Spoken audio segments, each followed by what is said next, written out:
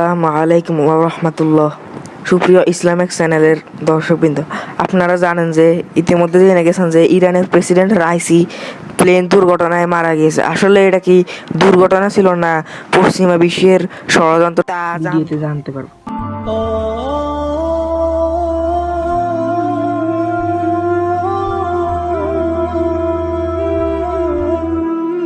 আমরা জানি যে বর্তমান পশ্চিম দেশগুলো চায় যে ইসলামকে ধ্বংস করে দিতে এবং মুসলমানদেরকে নিঃসঙ্গ এবং নিশ্চিহ্ন করে দিতে চাচ্ছে পৃথিবী থেকে। এই একটি প্ল্যান দ্বারাই হয়তো ইসরায়েল বা পশ্চিম দেশগুলো প্ল্যান করে ইরানের প্রেসিডেন্টকে প্লেন দুর্ঘটনায় দ্বারা খুন করেছে, যা আমাদের কাছে দুর্ঘটনা নামে প্রকাশ পেয়েছে। কিন্তু আসলে তারা হয়তো দুটি প্ল্যান ব্যবহার করেছে।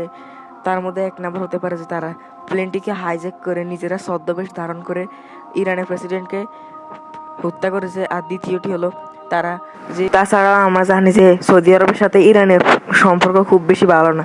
হয়তো ইসরায়েল না, শুধু ইসরায়েল না, পশ্চিমা দেশগুলো হয়তো এই সুযোগকে কাজে লাগিয়ে হয়তো ইরানের প্রেসিডেন্টকে খুন করেছে অথবা তাকে দুর্ঘটনায় ফেলে হত্যা করেছে।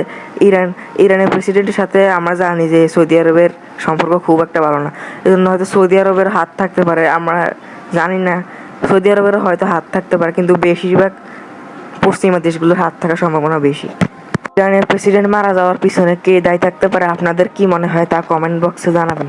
ইনশাল্লাহ মুসলমানরা ভবিষ্যতে অনেক এগিয়ে যাবে এবং এরকম ঘটনা আর ঘটবে না, ইনশাল্লাহ। আমিন।